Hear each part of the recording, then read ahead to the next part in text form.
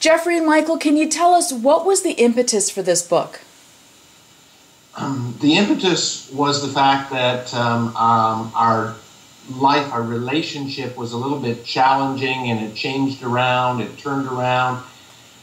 We felt amazing about how we were able to change our relationship, and we really wanted to share it with the world, and by doing so, hopefully helping other families not go through so much pain and suffering that we did.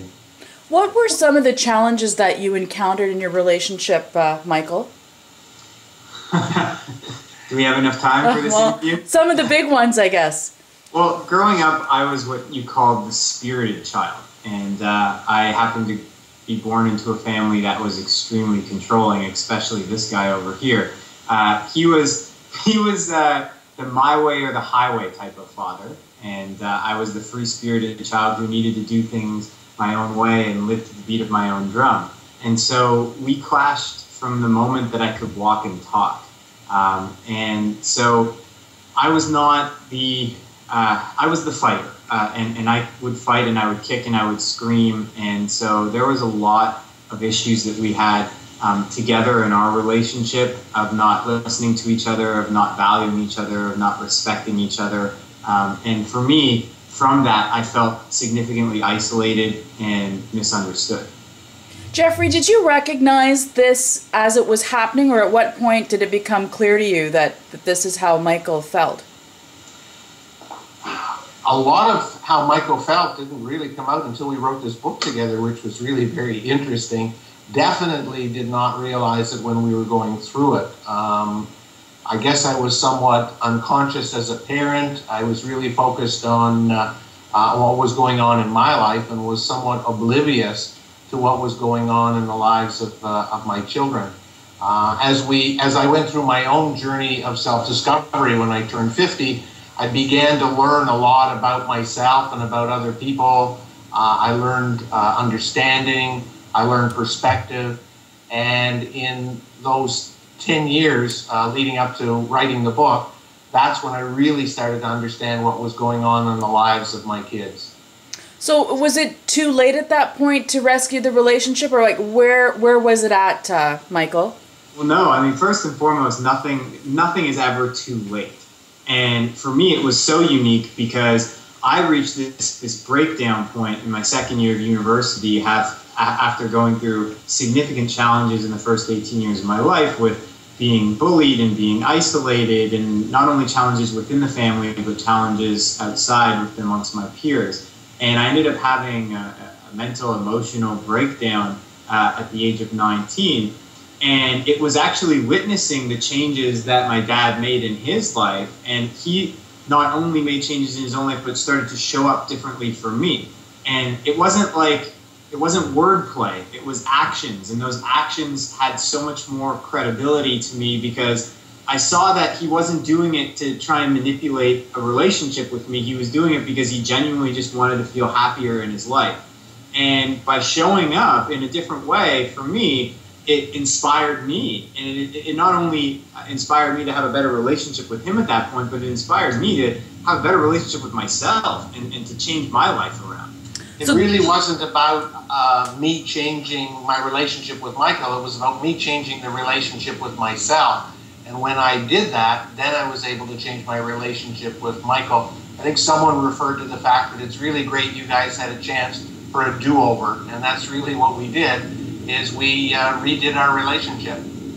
What did you change about the relationship you had with yourself? Can you characterize what exactly that means? Well, that's really the whole journey of self-discovery, and some of the principles that we talk about in the book are about that change in relationship that I had with myself and taught Michael, and we now want to teach other people to do the same. It's about self-worth. It's about understanding who you truly are, learning to love yourself, learning to take care of yourself. I know this is difficult for parents because I coach a number of them, but it's about taking on the philosophy that you are the most important person in your world. And when you take care of yourself first, you have so much more energy to take care of your kids, your spouse, and other people around you. At the heart of everything that you guys have gone through, obviously, is communication. So what tips and advice can you offer about how parents can open the channels of communication with their children? And it's interesting because you are a little bit older, Michael, so you're not part of, the generation of teens, let's say, and tweens and preteens today that, shut down, a lot of them, because they're too busy texting or whatever. So it's a very different time where that's concerned. Well, first and foremost, I think the reason why they're shutting down is because there really hasn't been any trust developed in the first place. And I think one of the biggest disconnects that happens amongst parents and kids, especially of the teens and tweens age, is that nobody understands each other. We have this idea that our perspective is supposed to be the perspective, and we try and make our way the way, especially in that parent-child relationship. And one of the things that changed in my relationship with my dad is that he really started to put himself in my shoes. He really started to get a deeper understanding of what it was that I was going through from an unbiased perspective, from a way of not trying to change me. Kids, especially teens and tweens, will sniff out if there's any ulterior motive in the way that you're communicating with them. So the first point I would say is, number one, share your authentic experiences. Remember what it was like to be when you were their age. Tell them what you went through. Number two, there's a difference between creating boundaries and limitations. I always recommend set boundaries instead of limitations. Limitations is actually saying you have to do it this way. These are the rules of this household. These are the rules of society. This is the path that you need to follow. And the problem with that is that we're disempowering these youth. We're taking away the power of their choice. And the power of their choice is the most important thing when it comes to creating a life that you've always wanted to live, and creating the life of your dreams and creating the life of your desires. We want to empower them. We want to allow them to speak their voice. We want to allow them to step into their greatness and to their uniqueness. So boundaries are more like, here are my expectations, and here are some consequences that come because you are living in this house, and I'm going to respect your choice, and whatever choice you make, go ahead and do it. But here are my expectations, and here are some consequences that come from that. And if my expectations if I don't feel like my expectations are met, then here are the consequences. But nowhere in that communication do we say you have to do it this way. We want to empower them to have their own choices, because then they start to realize the power their choices have. So if they go out and they rebel and they don't actually meet the expectations, then fine, then they draw a correlation in their minds. If I do this, then this is a consequence that I face. And they learn the power that their choice is. One of the things that I learned and that we both teach to people, and it's a very interesting paradigm shift, it's around listening. And it's listen to understand, don't listen to respond. Most people are listening because the way the brain operates so much faster than our ears and our mouth, we are plotting or thinking about our response while someone's talking. And if you simply quieted your mind and weren't thinking about what you wanted to respond to your child, and you really listened to understand what your child was going through, and then when you did respond, you responded from that place of understanding, I think communication in families would improve 100-fold. That's an excellent point. And you know what? We all do it, right? We all do it because we want to sort of jump the gun and maybe be helpful or whatever it is that's racing through our minds. Now, when you talk about control, and Michael, when you're talking about setting limitations versus boundaries, at the end of the day, we're also talking about fear, right? So what are some tips that you can offer about helping to sort of break the barriers of fear down that you obviously felt, Michael, when you were younger? Are we talking about breaking the barriers of fear down as a young person, or breaking the fears down as the parent? Well, both. Okay.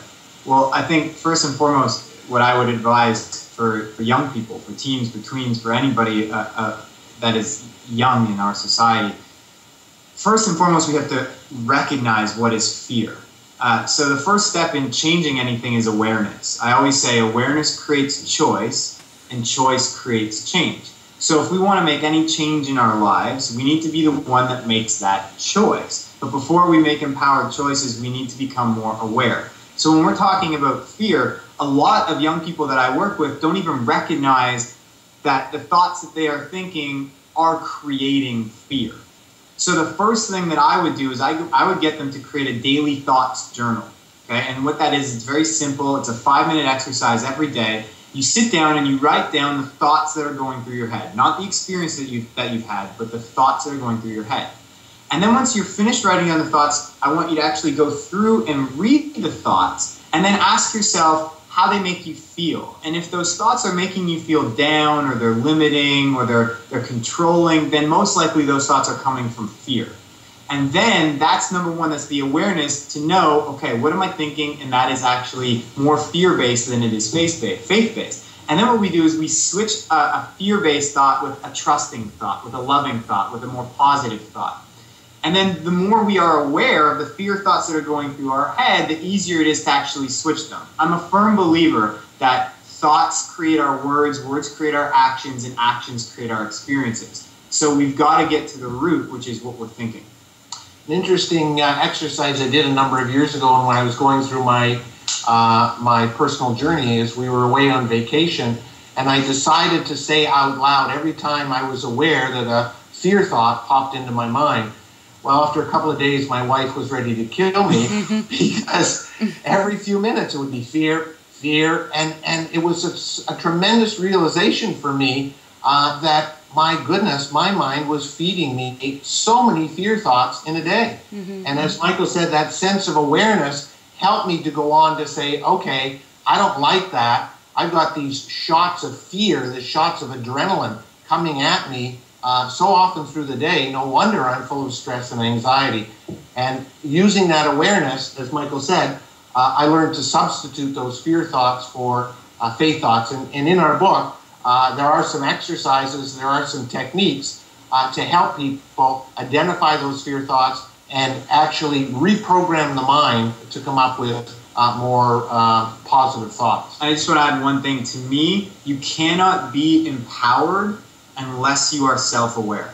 The more aware that we become of what's going on inside of ourselves and outside of ourselves, the more empowered we become. And that empowerment is what gives us the ability to create a different life in a different circumstance. Jeffrey, let me ask you, at what point did you surrender your need for control, and what did that involve? It's interesting you ask that question. And I keep using the word journey because I realize that life is a journey, and I don't think there was one particular point that I gave up that need for control. But as one of the things that I can relate it to is the more confident I felt about myself, the more sense of self-worth and self-love that I had, then I was in that process of allowing to give up the control. I think a lot of people want control because they don't feel good enough about themselves. They don't feel good enough about how the future is going to unfold. And I watch that, and I watch that even to this day because I do have my ups and downs. As I say, life is a journey. And the days that I'm really feeling amazing about myself, things are really going well, I have zero control because I just know that things are in the flow. On the days that you get some bad financial news, that there's sickness in the family, all of a sudden you start to realize, again, that issue you talked about before, as fear comes up, our desire for control comes up as well. So letting go of fear, feeling good about yourself, are the paths towards giving up that control. And again, it is a journey because I don't think I'm always at that point of not wanting to control. I'm becoming more aware of it. Again, Michael talked about awareness. Awareness is really, really, really important. The more aware I am, the more I try to let go of the factors that are creating the control, and I move more into a flow situation. Now, there's going to be parents who listen to this interview and say to themselves, you know, I'm not a control freak. I, as a parent, need to have a little bit of control to just maintain the order of the family unit, of, you know, scheduling, getting through the day, whatever. And at the end of the day, I'm also the parent, and I'm trying to parent my child. So there's got to be some level of control there. How do you go about sort of, finding a happy balance? Because let's face it, there are parents who try to treat their children as their friends exclusively, and that also isn't always the best tactic either. So there, would you say that there is a need for some kind of control? I would suggest that control isn't the issue, it's choice. And I think that within a family, there's nothing wrong with saying, as Michael said, we're back to that consequences, that if we are all going to participate in these extracurricular activities, there's going to be pressure on the family with regard to our eating or with regard to our driving or other constraints. I think that no matter what, as a family, those choices can be made, we can be made aware of those choices, and we can decide together. I think in a lot of cases, parents decide that it's important that kids take extracurricular activities, and they are driven and driven and driven. We forget to ask the kids, do you want 5 different extracurricular activities? Do you want 1? So I think that we can give up some of that control by offering choice.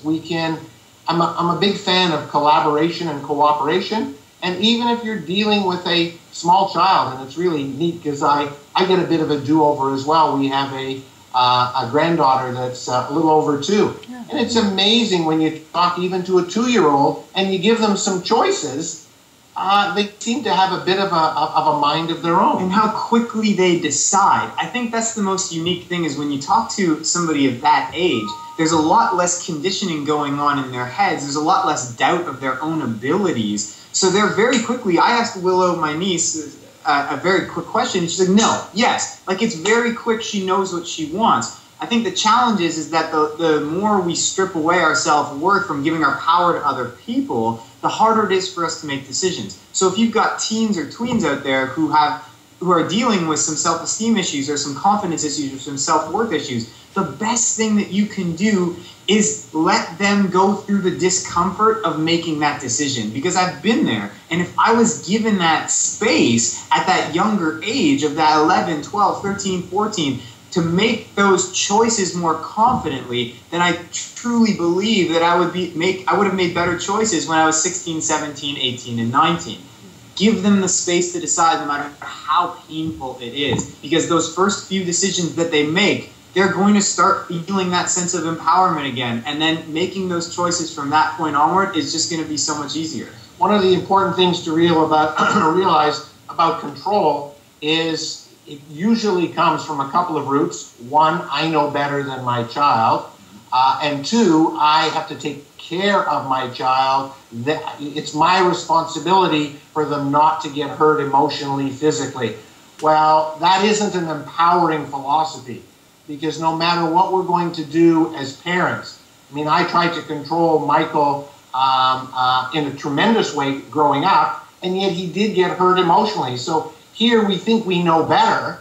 We're trying to control him so that he conforms to society, so that he does this, he does that. And we find out later on, I find out that freedom is an important choice. I never really got to know him. I tried to control him. So I think if we can look at the roots of that control from a place of fear and that I know better, and try to shift those paradigms a little bit and realize that, and here's one for you, our kids are very capable of teaching us lots. And that's really important to realize. Here we are as parents, we don't go through the extensive training. All of a sudden we've got these babies, we've got these kids, and we think that we're supposed to know everything. And we don't. Be vulnerable to your kids. Let them know that we make mistakes, and it's okay for them to make mistakes, because that's how we learn. Ditto. Really wonderful food for thought. Great insight. Thank you both, and all the best with your book. Thank you very much. Thank you so much for having us.